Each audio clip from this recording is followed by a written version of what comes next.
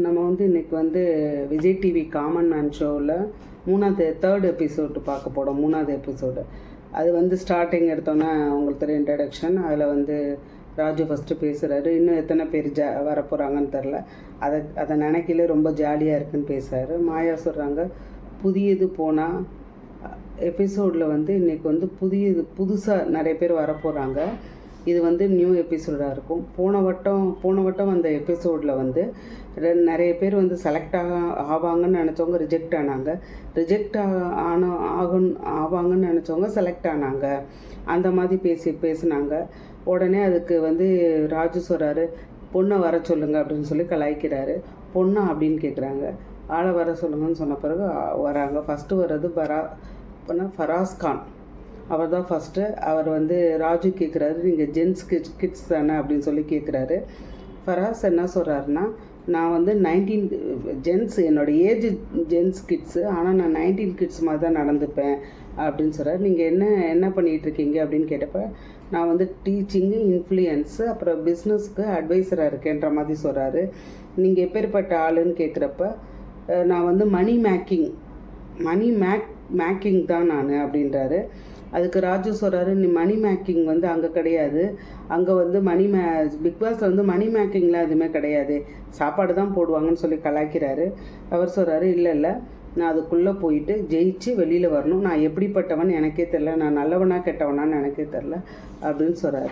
அப்புறம் ஃபரோஸ் கிட்ட ராஜு கேட்குறாரு உங்களுக்கு ஃப்ரெண்ட்ஸ் ஏதாவது இருக்காங்களான்னு கேட்குறாரு. எனக்கு ஃப்ரெண்டுன்னு இது யாருமே இல்லைன்னு சொன்னால் அதனால தான் அப்படி இருக்குன்ற மாதிரி பேசுகிறாங்க. அப்போ நம்ம இவர் கேட்குறாரு, மாயா கேட்குறாங்க உங்களோட சிறந்த ஆள், நீங்கள் தான் எல்லாத்துக்கும் உயர்ந்த ஆளுன்னு சொல்கிறீங்க, உங்களுக்கு மேலே ஒரு ஆள் சிறந்த ஆள்னால் யாரை சொல்வீங்கன்னு கேட்குறாங்க.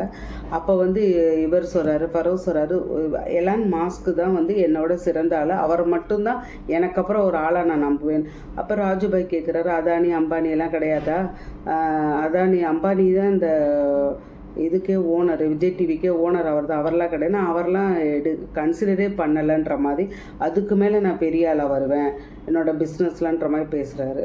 உடனே சரின்னு சொல்லிட்டு ஒரு டாஸ்க் ஒன்று கொடுக்குறாங்க. அந்த டாஸ்க் எப்படின்னா பால் அப்படியே தட்டணும், கீழேயே விழுகக்கூடாது, பால் தட்டிக்கிட்டே ஒரு ஃபேண்ட்டு ஷர்ட்டெல்லாம் போடணும், அதில் ஜெயிச்சா உங்களை நாங்கள் செலக்ட் பண்ணிடுறோன்ற மாதிரி சொல்கிறாங்க. பால் கீழே விழுந்தாலோ இல்லை பால் பிடிக்க முடியாமல் போனாலோ இல்லை ஃபேன் ஷர்ட் போட முடியாமல் பாலில் தட்டிக்கிட்டு இருக்கும்போது ஃபேன் ஷர்ட் போட முடியாமல் போனாலோ அந்த பஷர் அடிக்கிறதுக்குள்ளே நீங்கள் எலிமினேட்டட்னு சொல்கிறாங்க. சரி ஓகேன்னு சொல்லிட்டு அவர் பண்ணி ஆனால் ஜெயிச்சிடாரு. பாலும் கீழே விழுகலை. அவர் பேண்ட்டு ஷர்ட்டும் கரெக்டாக போட்டுறாரு. ஆனால் கூட அவர் என்ன பண்ணுறாங்கன்னா ஹோல் லிஸ்ட்டில் தான் வைக்கிறாங்க. ஃபஸ்ட்டே ஹோல் லிஸ்ட் தான் போடுறாங்க. அடுத்து காம சிவகாமின்னு சொல்லிட்டு ஒருத்தவங்க வர்றாங்க. அவங்க சிங்கிள் மதர், 2 கிட்ஸ் இருக்குது, அவங்க கேப் டிரைவராக இருக்காங்க. அவங்க வந்தோடனே என்ன மாதிரி பேசுகிறாங்க அப்படின்னா நீங்கள் 2 பேரும் ஜென்யூனான ஆள், எனக்கு ரொம்ப பிடிக்குன்றாங்க. இல்லை நீங்கள் ஓவராக எங்கள் மேலே ஐஸ் வைக்கிறீங்கன்ற மாதிரி சொல்கிறாங்க. இல்லை அப்படிலாம் கிடையாது, உண்மையிலே ஜென்யூனான ஆள், உங்கள் 3 பேருமே எனக்கு ரொம்ப பிடிக்குன்ற மாதிரி பேசுகிறாங்க. ஆரி என்ன சொல்கிறாருன்னா உங்களுக்கு என்ன டேலண்ட் இருக்குன்னா நான் எவ்வளோ நேரம் வேணாலும் பேசுவேன், நான் எனக்கு சாப்பாடு சோறு குழம்பு எதுவும் இல்லைன்னா கூட நான் ரொம்ப நேரம் பேசிக்கிட்டே இருப்பேன், எவ்வளோ நேரம்னாலும் நான் பேசிக்கிட்டே இருப்பேன், அதான் எனக்கு ரொம்ப பிடிக்குங்கிறாங்க. அதுக்கு ஆரி சொல்கிறார் அதுக்கு நீங்கள் பேச்சு போட்டிக்கே போகலாமே, நானே உங்களுக்கு பேச்சு போட்டிக்கு வாய்ப்பு வாங்கி தரேன், நீங்கள் பேசுங்க அப்படிங்கிறாங்க. அதுக்கு அவங்க சொல்கிறாங்க இல்லை நான் பேச்சு போட்டினா 2 பேரும் இன்ட்ராக்ட் பண்ணுவாங்க, அதுதான் அப்போ நான் கஷ்டப்பட்டு கடந்து வந்த பாதையெல்லாம் எப்படி நான் வெளியில் சொல்கிறது, அதுக்காக நான் பிக் பாஸில் தான் இருக்கணும் அப்படின்னு சொல்லி சொல்கிறாங்க.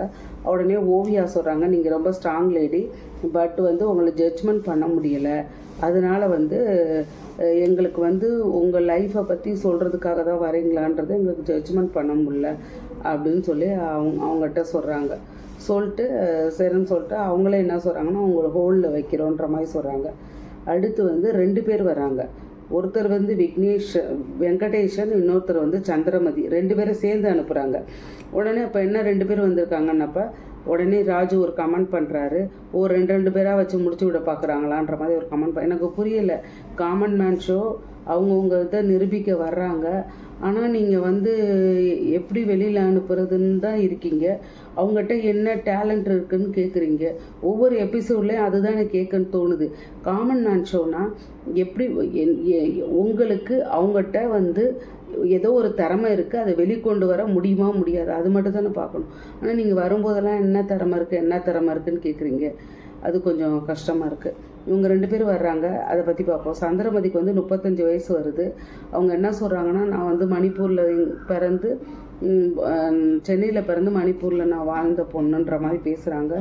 அவங்க வந்து 35 வயசாச்சு, நான் மற்றவங்களுக்காக தான் வாழ்ந்திருக்கேன், எனக்காக நான் வாழணும் அப்படின்ற மாதிரி தான் உள்ளே வர்றாங்க. அவங்க நான் ஜெயிச்சு காட்டணும், என் குடும்பத்தை வந்து இன்னும் மேல் தூக்கி போகணும், என் பசங்களை வந்து இன்னும் மேல் தூக்கி போகணும், எனக்காக நான் இன்னி 35 வயசுக்கு மேலே தான் எனக்காக வாழ போகிறேன், அதுக்கு இந்த பிக் பாஸ் தேவைப்படுது, என்னை பற்றி எனக்காக வாழ்ந்து நிரூபிக்கிறதுக்குன்றாங்க. வேறு வெங்கடேசன் என்ன சொல்கிறாருன்னா, நான் 7 பேரை வச்சு வேலை பார்த்துட்ருக்கேன், நான் யாருக்கு கீழே வேலை செய்ய பிடிக்கல. மோஸ்ட்லி இந்த காமன் மேன் ஷோவில் வந்தவங்க எல்லாமே என்ன சொல்கிறாங்க, நாங்கள் யாருக்கு கீழே அடிமையாக இருக்க விரும்பலைன்றதான் பெரும்பாலும் ஜென்ஸு சொல்கிற வேர்டு. வெறும் ஜென்ஸு மேன் சொல்கிற வேர்டு வந்து இதாக இருக்குது, யாருக்கிலேயும் நாங்கள் அடிமையாக வேலை செய்ய விரும்பலை. ரெண்டாவது அவர் என்ன சொல்கிறாருன்னா, நான் பிக் பாஸ்க்கே சாப்பாடு போடுவேன் இவரும் சொல்கிறாரு. பிக் பாஸ்க்கு எப்படி சாப்பாடு போடுவீங்கன்னு ராஜு கேட்குறாரு. அப்போ இவர் சொல்கிறாரு, பிக் பாஸுக்கு வந்து நான் வந்து ஸ்பான்சர் கொடுப்பேன், அது மூலமாக பிக் பாஸ் வந்துக்கு நான் சாப்பாடு போடுறதா அர்த்தம். இப்போ வந்து நான் வந்து 20 கோடி 2 கோடியோ 20 கோடியோ சொல்கிறாரு சம்பாதிக்கிறேன், நான் 500 கோடி ஆகும் 1000 கோடி ஆகும், அப்போ நான் பிக் பாஸில் வந்து ஸ்பான்சர் பண்ணுவேன், அதுக்காக தான் இது தேவைங்கிறாங்க. சார் பிஸ்னஸ் தானே பண்ணுறீங்க, ராஜு சார் பிஸ்னஸ் தானே பண்ணுறீங்க, நீங்கள் வெளியில் போய் பண்ணலாமே, எதுக்காக இங்கே பண்ணணுன்ற மாதிரி கேட்குறாங்க. இல்லை, இதன் மூலமாக நான் ப்ராப்ளம் ஆகி நான் பண்ணணுன்ற மாதிரி அவர் பேசி முடிக்கிறாரு. யாரை செலக்ட் பண்ணியிருக்காங்கன்னா, அந்த சந்திரமதியை வந்து ஹோல்ட் பண்ணிட்டாங்க, வெங்கடேசனை வந்து செலக்ட் பண்ணிட்டாங்க. அவங்கள வந்து ஹோல்டில் வச்சுருந்தாங்க, இவரை வந்து செலக்ட் பண்ணிட்டாங்க. செலக்ட் பண்ணிவிட்டு என்ன சொன்னாங்கன்னா, அவங்க என்ன சொல்கிறாங்கன்னா, இப்போ தான் சொல்ல வர்றாங்க, செலக்ட் பண்ணவங்களெல்லாம் திருப்பி செலக்ட் ஆனவங்களுக்கெல்லாம் திருப்பி ஒரு ரவுண்டு வைப்பாங்க. அதில் வந்து யார் செலக்ட் ஆகிறாங்களோ அவங்கள தான் செலக்ட் பண்ணுவாங்களா, இது வந்து ஃபைனல் கிடையாது. அதே மாதிரி என்ன சொல்கிறாங்களா, வெயிட்டிங் லிஸ்ட்டெல்லாம் சேர்த்து திருப்பி எல்லோரும் ஹோல்டில் வச்சுருக்காங்க பாருங்கள், வெயிட்டிங் லிஸ்ட்டில் அவங்களெல்லாம் திருப்பி ஒரு ஆடிஷன் மாதிரி வச்சு திருப்பி டாஸ்க்கு கொடுத்து அதில் யார் அதில் வந்து செலக்ட் ஆகிறவங்கள இந்த செலக்டட் லிஸ்ட்டில் கொண்டு போய் வைக்கிற மாதிரி சொல்கிறாரு. ஆரி ப்ரோ தான் சொல்கிறாரு. அதுக்கப்புறம் வந்து இந்த மாதிரி அவங்க வந்து சொல்கிறாங்க. அதுக்கப்புறம் வந்து ஜார்ஜ் ராஜசெல்வம்ன்றவர் வராரு. அவர் வந்து கோயம்புத்தூர்காரங்க, நான் கோயம்புத்தூர் அப்படின்னு சொல்லி பேசுனாங்க. இவங்களும் கோயம்புத்தூர் பாஷையிலே பேசுனாங்க. அவரும் கோயம்புத்தூர் பேசுகிறது சொன்னார். நீங்கள் வந்து என்ன பண்ணிக்கிட்டு இருக்கீங்கன்றாரு. அவர் நான் மெடிக்கல் ரெப்பாக இருக்கேன்னு சொல்கிறாரு. எதுக்காக இங்கே வந்திருக்கீங்கன்னாங்க, நான் காமெடி பண்ணி உலகத்தில் இருக்க எல்லாருக்கிட்டையும் சிரிக்க வைக்கணும்னு ஆசை. வேலை செய்கிற இடத்துலையும் வீட்லேயும் எல்லா டைம்லையும் ஸ்ட்ரெஸ் இருக்குது, அந்த ஸ்ட்ரெஸ்ஸை போக்குறதுக்கு ஒரு நகைச்சுவை தான் ஒரு சிறந்த மருந்து, அதை வந்து நான் எல்லாத்துக்கும் கொடுக்கணும் அப்படின்ற மாதிரி அவர் பேசுகிறாரு.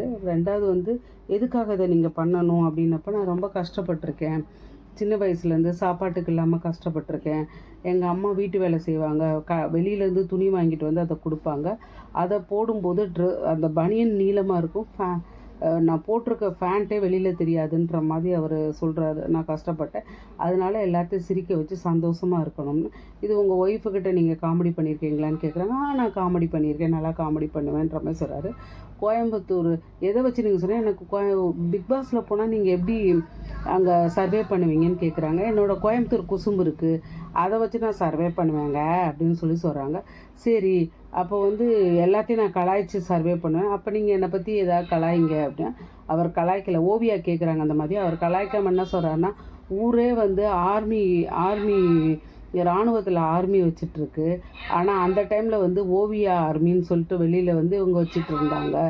அதுக்கப்புறம் வந்து எல்லாருமே வந்து ஓவியா சீசனில் வந்து எல்லாரும் பைத்தியம் முடிச்சு அலைஞ்சாங்க, இவங்க அதை விட்டு வெளியில் வந்துட்டு இவங்க ஜாலியாக இருந்தாங்க அப்படின்ற மாதிரி பெருமையாக தான் சொன்னார். நாங்கள்லாம் அடுத்தடுத்து என்ன, அது உண்மை தான், ஓவியா சீசனில் வந்து ஃபஸ்ட்டு சீசனில் அடுத்தடுத்து என்ன நடக்குமோன்ற மாதிரி பார்க்குறதுக்கு அவ்வளோ ஆசையாக இருந்துச்சு.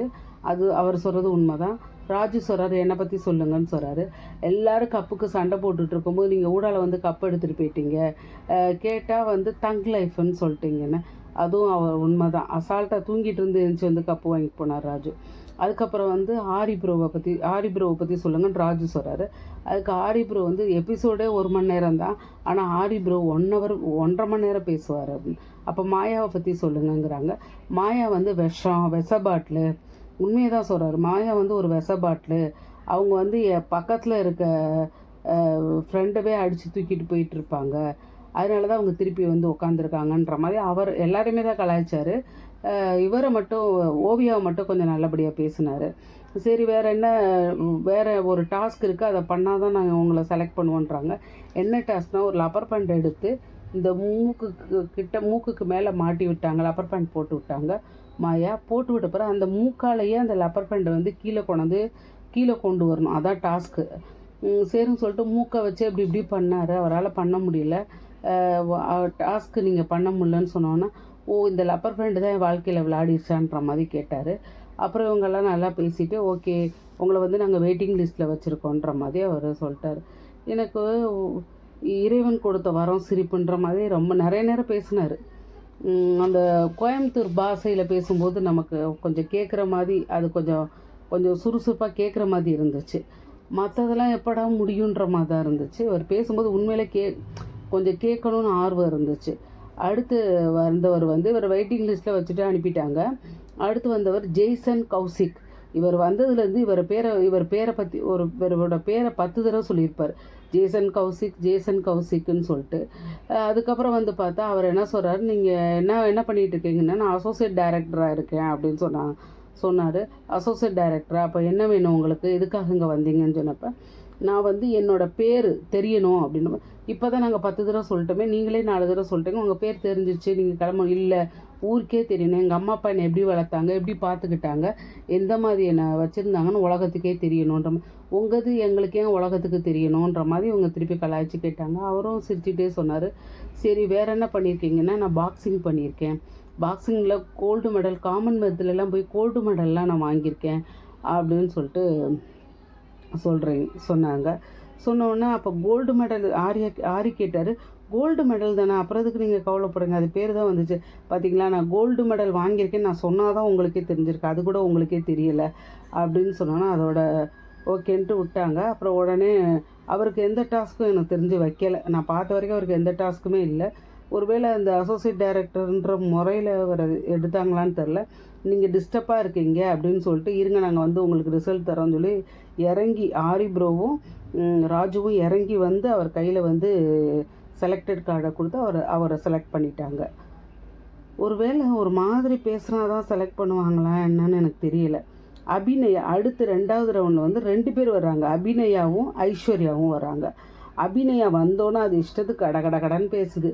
சரி நீங்கள் எதுக்காக இங்கே வந்திருக்கீங்கன்னு கேட்டாங்க. நாங்கள் உமன் சேஃப்டின்னு சொல்லிவிட்டு அது ஒரு பக்க கதையை பேசுகிறாங்க. அவங்க டாஸ்க்கு எதுவுமே கொடுக்கல. உமன் சேஃப்டிக்காக நான் வந்திருக்கேன். நானும் கேட்குறேன், உமன் சேஃப்டிக்கு எதுக்கு பிக் பாஸ்க்கு வரணும்? உமன் சேஃப்டி நீங்கள் போராடுங்க, பிரச்சனை வரும்போது எல்லாம் போராடும்போது நீங்கள் போராட வேண்டியதானே. எதுக்கு பிக் பாஸ்க்கு வந்து உமன் சேஃப்டிக்கு எதுக்கு வரணும்னு எனக்கு சம்மந்தம் இல்லை. ஆனால் அதுக்கு அவங்க அதே மாதிரி தான் இவங்களும் ஜட்ஜும் கேட்டாங்க. அதுக்கு இவங்க ஒரு விளக்கம் கொடுத்தாங்க. பிக் பாஸை வந்து எல்லோரும் பார்க்குறாங்க, இதில் வந்து சொன்னால் தான் சொல்ல முடியும், வெளியில் சொல்ல முடியாமல் வளவளன்னு பேசிகிட்டு தான் இருக்காங்க. அவங்க பேசுகிற பாதி புரியுது பாதி புரியலை. ஐஸ்வர்யா வந்து எப்படின்னா, கேட்டால் பதில் சொல்கிறாங்க, பேசாமல் இருக்காங்க, கேட்குறதுக்கு பதில் சொல்கிறாங்க, பேசாமல் இருக்காங்க. உடனே அதுக்கு என்ன சொல்கிறாரு ராஜு ப்ரோ வந்து, சோசியல் மீடியாவை பற்றி 2 பேரும் சொல்லுங்கள், நெகட்டிவ் ஆர் பாசிட்டிவ். அதாவது நம்ம உள் வாழ்க்கையில் இருக்கிற மாதிரியே சோசியல் மீடியா, நம்ம வீட்டில் வாழ்கிறோம் அன்றாட வாழ்வில் இருக்கிற மாதிரி சோசியல் மீடியாவில் இருக்கமா இல்லை நடிக்கிறோமா அப்படின்னு சொல்லப்போ, நான் வந்து அந்த பொண்ணு ஐஸ்வர்யா சொல்லுது, நான் வந்து சோசியல் மீடியாவில் வந்து அழுகிறது, கோபம் இதெல்லாம் காமிக்க மாட்டேன், நல்லா சந்தோஷமான நிகழ்வை மட்டும் காமிப்பேன் அப்படிங்குது. ஆனால் அபிநயா சொல்லுது, இல்லை அப்படிலாம் காமிக்கக்கூடாது, எல்லாத்தையும் தான் காமிக்கணும்.